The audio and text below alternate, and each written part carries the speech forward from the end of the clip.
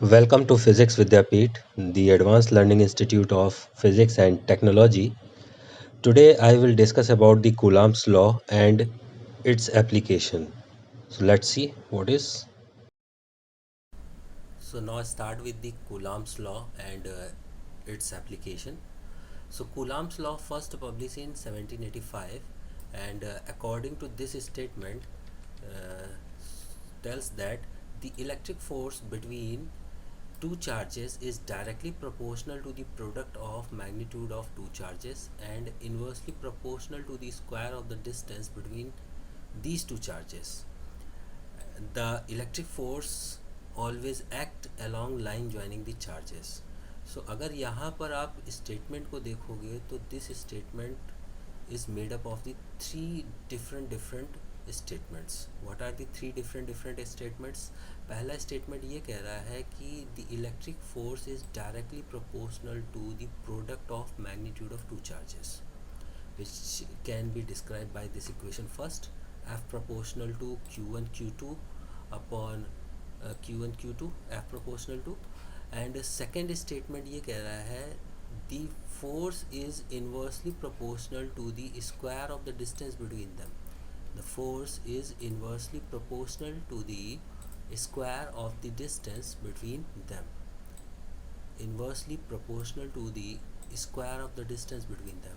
So this can be described by this equation number second, F proportional to 1 upon r square.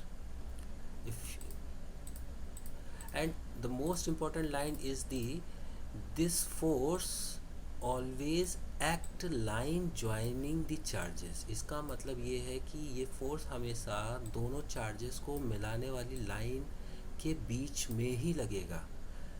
अगर हम यहाँ पर देखें तो इन दोनों को मिलाने वाली लाइन के में ही यहाँ पर फोर्स हमारा डिस्क्राइब हो रहा है. This force is F going in this direction and this force is going in this direction.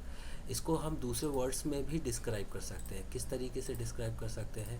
यहाँ पर दोनों force equal and opposite direction में है, तो इक्वल एंड अपोजिट डायरेक्शन का हमारा एक कंडीशन और भी हो सकता है. वो कैसा हो सकता है? वो कुछ इस तरीके से हो सकता है. चार्ज पर एक फोर्स हमने इस डायरेक्शन में लगा दिया, अपवर्ड डायरेक्शन में, और इस चार्ज पर एक फोर्स हमने लगा दिया डाउनवर्ड डायरेक्शन में.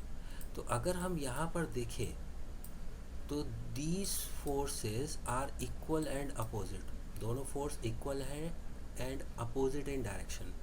So both are following the condition of this. This is also equal and opposite forces.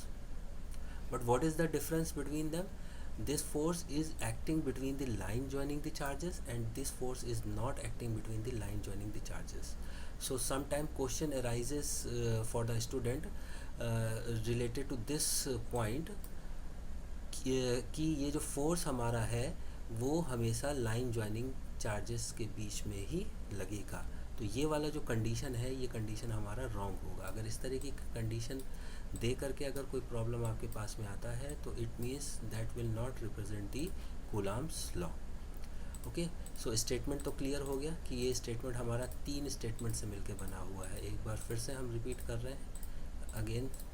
what is the three statement? First statement is the force is directly proportional to the force is directly proportional to the product of magnitude of its charges, and the force is inversely proportional to the square of the distance between the charges, and the force always act line joining the charges. अगर तीनों statement को मिला देंगे so this will be a Coulomb's law. Okay, that is very easy and understandable now अब हम क्या करेंगे, इन दोनों इक्वेशन को हम लोग ज्वाइन करते हैं. तो जब दोनों इक्वेशंस को हम लोग यहाँ पर ज्वाइन करेंगे तब तो क्या होगा, यहाँ पर देखते हैं ज़रा. दोनों इक्वेशंस को ज्वाइन करके यहाँ पर, तो जब दोनों इक्वेशंस को हम मिला देंगे तो हम यहाँ पर क्या देख रहे हैं, we can write F proportional to Q1 Q2. यहाँ पर प्रोपोर्शनल के साइन को हम रिप्लेस करेंगे with the constant 1/4 epsilon naught K, where epsilon naught is the permittivity of the medium, जिसको हम आगे डिस्कस करेंगे अपने अदर आर्टिकल्स में, and K is the dielectric constant. For air and medium, अगर हम एयर और मीडियम लें तो एयर और मीडियम के लिए epsilon naught will be equal to the epsilon and K will be equal to the 1। जब ये दोनों वैल्यूज़ को उठा करके दिस इक्वेशन में रखेंगे, so we can write this formula like that. यहाँ पर कैसे लिख सकते हैं, यहाँ पर कुछ इस तरीके से आ जाएगा हमारा formula, F is equal to 1/4 pi epsilon naught Q1 Q2 upon R square. Now put the value of epsilon naught 8.0854 into 10 to the power minus 12 coulomb per Newton meter square. So what we get? We get the value of 1/4 pi epsilon naught. What is the value of 1/4 pi epsilon naught? This value is the 9 into 10 to the power 9 Newton meter square per coulomb square. अब इस value को भी उठा करके हम यहाँ पर put करते हैं, so we will get the final equation for the coulomb force in vacuum and air, that will be F is equal to 9 into 10 to the power 9 Q1 Q2 upon R square. So ये तो हमारा हो गया Coulomb force का equation. Now come to the properties of the Coulomb's law. What is the properties of the Coulomb's law? तो Coulomb's law की बहुत सारी प्रॉपर्टीज़ हैं जो हमने डिस्क्राइब करी है। सो पहला प्रॉपर्टी हमारा क्या है, coulombs law always follow the action and reaction pair, follow the action and reaction pair. पहले चार्ज की वजह से दूसरे पर जो फोर्स लगेगा उतना ही फोर्स दूसरे की वजह से पहले पर भी लगेगा। यहाँ पर अगर हम दो चार्ज ले लें, एक चार्ज हमने ये लिया और दूसरा चार्ज हमने ये लिया, तो पहले की वजह से दूसरे पर जो फोर्स लगेगा उतना ही फोर्स दूसरे की वजह से पहले पर भी लगेगा। Force on second due to first, और यहाँ पर क्या हो जाएगा, force on first due to second. ये दोनों फोर्स इक्वल एंड अपोजिट हो गए। जब इक्वल एंड अपोजिट फोर्सेस होते हैं, that is known as the action and reaction pair and which follow the Newton's third law. Coulomb force is also conservative force, second point हमारा यहाँ पर describe कर रहा है। Coulomb force is conservative force. What is the conservative force? This will also we will discuss in our next video. What is the third point? Coulomb force is the central force. Central force होने की वजह से ही हम यहाँ पर इसको बोलते हैं कि जो force हमारा लगता है that always act along the line joining the charges, जिसमें एक चार्ज हमारा फिक्स होता है और दूसरे चार्ज पर हमारा फोर्स लग रहा होता है। एक चार्ज फिक्स होता है, दूसरे पे फोर्स लग कंसीडर करते हैं, तो जिसकी वजह से ये एक सेंट्रल फोर्स की तरीके भी हमारा वर्क करना स्टार्ट कर देता है। तो ये हमारे 3 पॉइंट हो गए। पहला पॉइंट क्या था, the coulomb force is action and reaction pair.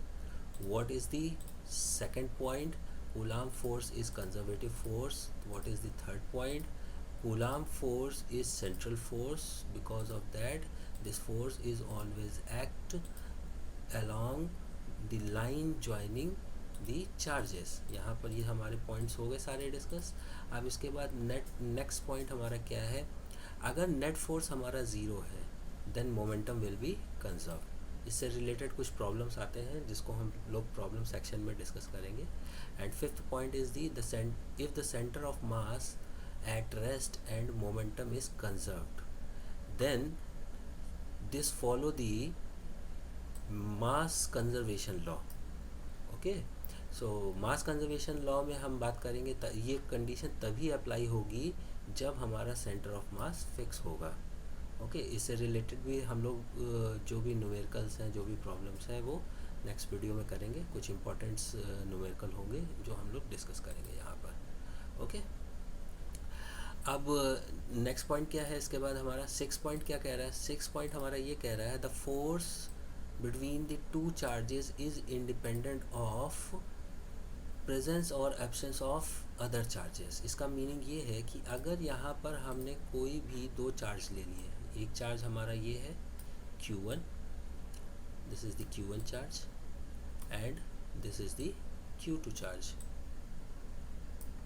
इन दोनों के बीच में जो भी फोर्स लग रहा है, अगर यहाँ पर हम एक तीसरा चार्ज Q3 रख दें तो तीसरे चार्ज के आने से इन दोनों के बीच में लगने वाले फोर्स में कोई भी चेंजेस नहीं आएगा। जो मैग्नीट्यूड है वो हमारा सेम रहेगा। अगर 5 न्यूटन का फोर्स लग रहा है दोनों के बीच में, तो ये फोर्स 5 न्यूटन ही रहेगा। हाँ, इंडिविजुअली जो फोर्स हमारा है वो अलग अलग डिस्क्राइब होगा, यानी इसके लिए 5 न्यूटन रहेगा। अब इसके लिए वैल्यू हमारी चेंज हो जाएगी, डिपेंड करेगी कि कितनी डिस्टेंस पर रखा है और कितना मैग्नीट्यूड है, जिससे नेट फोर्स हमारा इस Q2 पर बढ़ जाएगा। तो किसी तीसरे चार्ज के आने से दो चार्जेस के बीच में फोर्स में कोई भी चेंज नहीं आता है, बट नेट फोर्स उस पर्टिकुलर चार्ज पर बढ़ जाता है। तो यही हमारा 6 पॉइंट डिस्क्राइब कर रहा है, the force between two charges is independent of presence or absence of other charges, but the net force increase on the on that particular charges. Okay, तो ये हो गया हमारा कूलाम्स लॉ का application, properties. Now we discuss about the limitation of the Coulomb's law. What is the limitation of the Coulomb's law? Coulomb's law का सबसे पहला limitation है, Coulomb's law is always act on a static charge. सो अभी एक problem और आ गई, static charge पर लगता है। तो अगर स्टैटिक चार्ज पर लगता है तो एक कंडीशन हमारी आती है जिसमें इलेक्ट्रॉन की बात अगर हम करें, एक एटम को ले और उस एटम में हम देखें तो एक न्यूक्लियस होता है और उसके अराउंड में इलेक्ट्रॉन रिवॉल्व करते हैं यहाँ पर। तो अगर ये इलेक्ट्रॉन का मोशन हम देखें तो ये तो कंटिन्यूसली मूव करता रहता है न्यूक्लियस के चारों ओर, और हमें ये पता भी है कि इनके बीच में जो फोर्स लगता है that is the electrostatic force. So यहाँ पर तो ये कंडीशन अप्लाई नहीं हो रही है, नहीं। जब भी हम ये कंडीशन अप्लाई हो रही है, बट कैसे अप्लाई करना है, now we have to learn कैसे अप्लाई करना है। जिस पॉइंट पर हमको फोर्स निकालना होता है, फॉर एग्ज़ाम्पल अगर हमको इस पोजीशन पे फोर्स निकालना है तो इस पोजीशन पर हम चार्ज को, इस इलेक्ट्रॉन को रेस्ट ऑफ पोजीशन पे कंसीडर करते हैं for a particular instant of time. और उस पर्टिकुलर इंस्टेंट ऑफ टाइम पर जब हम चार्ज को रेस्ट ऑफ पोजीशन में कंसीडर करते हैं तभी हम इनके बीच में लगने वाले फोर्सेस को कैलकुलेट कर पाते हैं। तो इससे एक बात और निकल कर के आती है कि जब इलेक्ट्रॉन न्यूक्लियस के अराउंड में रिवॉल्व करता है, सो हर पॉइंट पर लगने वाला फोर्स हमारा अलग अलग होगा। और ये भी बात बिल्कुल सही है, बिल्कुल अलग अलग होगा, because force is a vector quantity. और हर पॉइंट पर अगर हम सर्कुलर मोशन की बात करें तो हर पॉइंट पर डायरेक्शन चेंज होती है, तो डायरेक्शन चेंज होने की वजह से फोर्स भी हमारा चेंज होगा ईच एंड एवरी पॉइंट। सो जिस पॉइंट पर हमको डिस्कस करना है उस पॉइंट पर हम लोग इलेक्ट्रोस्टैटिक फोर्स को ही निकालते हैं for a particular instant of time and position. Her position पर हमारा यहाँ पर फोर्स अलग अलग होगा। तो पहला पॉइंट क्लियर है ना। What is the first point? It is not applicable to moving charges. Coulomb's law is apply on static charges and charge must be stationary with respect to each other, जो भी हम लोग discuss कर चुके हैं। Second point क्या है? Second point it says that it is applicable two charges of regular and smooth shape. Charges force is always act between the regular shape charges and smooth shape charges. अगर हम irregular shape लेकर के हम force को calculate करेंगे तो वहाँ पर हमें बहुत ज़्यादा प्रॉब्लम्स आएंगी, जिसको हम लोग आगे फ्लक्स में डिस्कस करेंगे, रेगुलर एंड इरेगुलर शेप को। तो और भी चीज़ें हमारी यहाँ पर क्लियर हो जाएंगी। So third point is what? The charge must not overlap, for example they must be a point charge. तो जो भी हम यहाँ पर चार्जेस को कैलकुलेट करेंगे वो चार्जेस हमारे कैसे होने चाहिए? That should be point charge. What is the fourth point? Now come to the fourth point. This charge cannot be directly applicable to calculate the charge on big planets. अब बात आती है कि क्या हम बड़े बड़े प्लैनेट्स पे जो चार्ज हमारा है, अगर हमने मून को चार्ज दे दिया और हमने अगर जुपिटर को चार्ज दे दिया, अगर हमने मार्स को चार्ज दे दिया, तो क्या हम इसमें चार्ज को कैलकुलेट कर सकते हैं? So answer is no, because it cannot be applicable for large bodies. Coulomb's law is not applicable for the large bodies. Okay, so it can be applied only for a point charges. किसके लिए हम apply कर सकते हैं? Point charges के लिए ही apply कर सकते हैं। So this is the limitation of the Coulomb's law. Now come to the application. What are the application? Application is a very simple which we have studied. पहली चीज़ तो हम क्या क्या चीज़ें फाइंड कर सकते हैं Coulomb's law से? सो पहली चीज़ तो हम फाइंड कर सकते हैं distance between the charges. we can calculate the distance between the charges. And what we can also calculate, we can calculate the force between the charges. And what we can calculate also force on a point charge due to presence of several point charges. It is also known as the superposition theorem. What is that? अगर यहाँ पर एक point charge हमारा रखा हुआ है like that, और इसके आसपास में हमारे बहुत सारे point सारे charges हैं, इसके आसपास में हमारे बहुत सारे point charges हैं, ये एक चार्ज हमने यहाँ ले लिया, इसके आसपास में बहुत सारे point charges हमने ले लिए. अब ये हर चार्ज इस पर एक फोर्स को अप्लाई करेगा अलग अलग डायरेक्शन पर. सो जो टोटल फोर्स होगा वो हम कैसे कैलकुलेट करेंगे? सुपरपोजिशन थ्योरम का यूज़ करके, जिसको हम आगे लेक्चर्स में कवर करेंगे कि कैसे हम सुपरपोजिशन प्रिंसिपल के थ्रू मल्टीपल फोर्सेस को हम कैलकुलेट करते हैं. This is actually vector problem. अगर वेक्टर अगर आपको आता है तो हम लोग ईजिली इसको सॉल्व कर सकते हैं. So this is the third point. Now come to the last point. What is the 1 coulomb? So 1 coulomb की कंडीशन फाइंड करने के लिए हमको क्या करना है? हमको Q1 और Q2 जो दो चार्ज ले रहे हैं उनको यूनिट कर देना है. यूनिट का मतलब उनकी वैल्यू 1 कूलाम होनी चाहिए. Unit means 1 coulomb. और उनके बीच की जो डिस्टेंस है R, उसको भी हमने यूनिट कर दिया. R बराबर भी हमने क्या कर दिया? यूनिट कर दिया. यूनिट मतलब 1 मीटर कर दिया. ओके. जब ये दोनों वैल्यूज़ को उठा करके फॉर्मूले पर रखोगे तो हमें क्या मिलेगा? F is equal to 9 into 10⁹9. अगर इसको देखना चाहते हो यहाँ पर तो आराम से देख सकते हो इसको. यहाँ पर देखो कैसे, ये देखो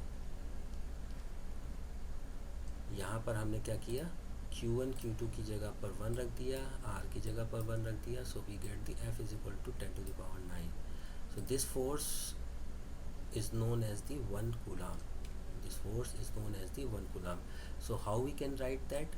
When two unit charges are placed in vacuum at 1 meter apart, then the force acting between the charges is 9 into 10⁹9. The force is known as the 1 coulomb. So I think आपको कूलाम्स फोर्स के बारे में काफ़ी कुछ information हो गई होगी. और इससे रिलेटेड जब हम कुछ प्रॉब्लम सॉल्व करेंगे अगले लेक्चर्स में, अगले वीडियोस में, तो आपको और क्लियरिटी आ जाएगी कि हम कूलाम्स लॉ को कैसे अप्लाई करेंगे इन प्रॉब्लम्स और कैसे सॉल्व करेंगे. बेसिकली 4 टाइप्स या 5 टाइप्स प्रॉब्लम्स होती हैं जिनके थ्रू हम कूलाम्स की प्रॉब्लम्स को सॉल्व करते हैं. सो thanks for watching video. If you like this video, please subscribe my channel.